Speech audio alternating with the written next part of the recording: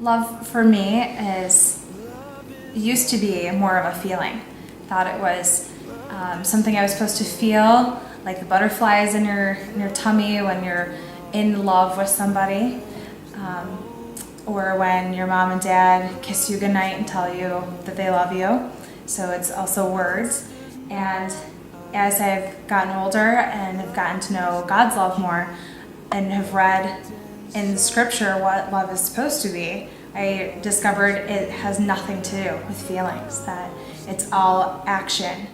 Christian love, I've learned, is a lifestyle.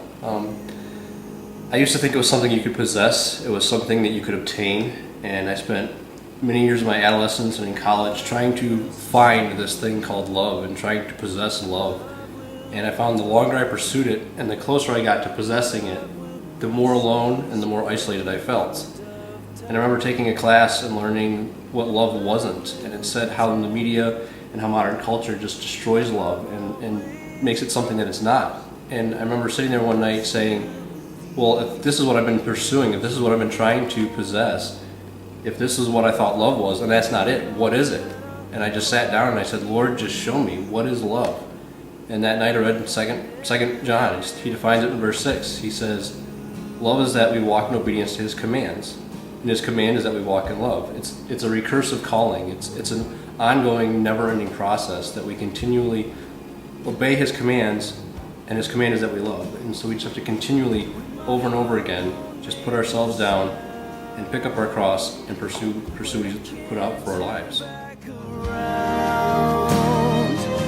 When the sky is falling down, nothing is greater than this, greater than this.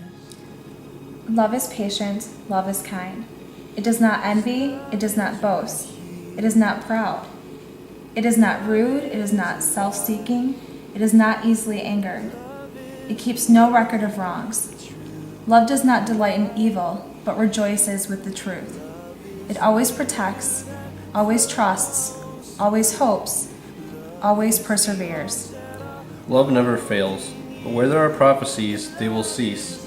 Where there are tongues, they will be stilled. Where there is knowledge, it will pass away.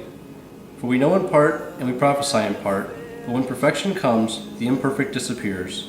When I was a child, I talked like a child, I thought like a child, I reasoned like a child. But when I became a man, I put childish ways behind me. Now we see but a poor reflection as in a mirror, but then we shall see face to face.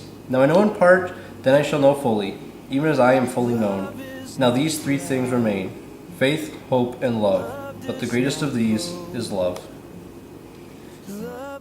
My view of love has changed since we started dating, and the fact that God's love is unconditional.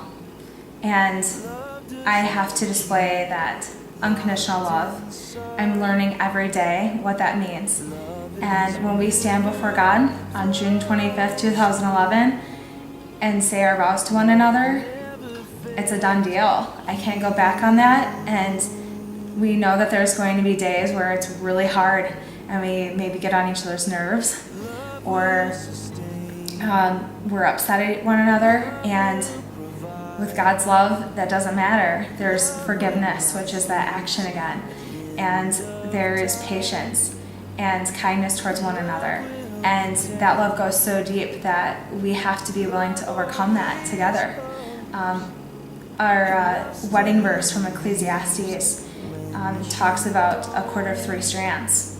And together, we're each one strand. And then with God, we tie the 3 together, and it's not easily broken. And we have to remember that day in and day out together.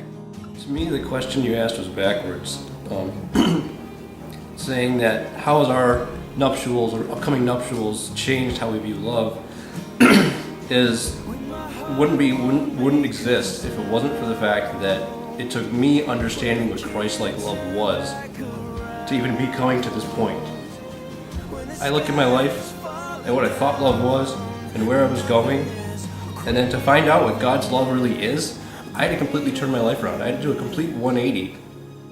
I grew up in a house where love was kind of defined by what you did, And so if you were good, you received love, and if you were bad, you kind of didn't seem to get so much. And to learn what Christ-like love is it's love for the person, it's love for who they are, not what they do. And I used to have a pursuit of perfection. Everything had to be perfect, and I was very intolerant of people that weren't perfect or things that didn't go perfectly. And Christ's love has taught me to be patient and to accept imperfections, and the fact that I am fallen is okay because His love overcomes that, and that we can continue on even though we aren't perfect and even though this world is fallen.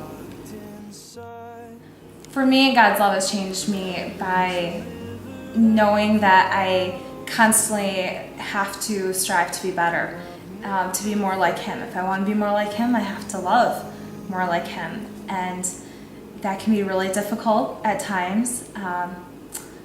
If you've ever heard me on the phone with a customer service representative, it can be very hard at times to love when you don't feel like you're getting the customer service that you deserve. And as a teacher, I have the opportunity to touch hundreds of lives every day. And with that, I need a lot of patience. And I'm constantly reminding myself, because I have God in my life, that I have to show them His love and His light through me. And He's changed my perspective of what that really means when I work with those kids every day, and how I display myself, the patience I can give them, and just working with them and showing them His light through what I do. When my heart won't make a sound, when I can't turn back around, when the sky is falling down.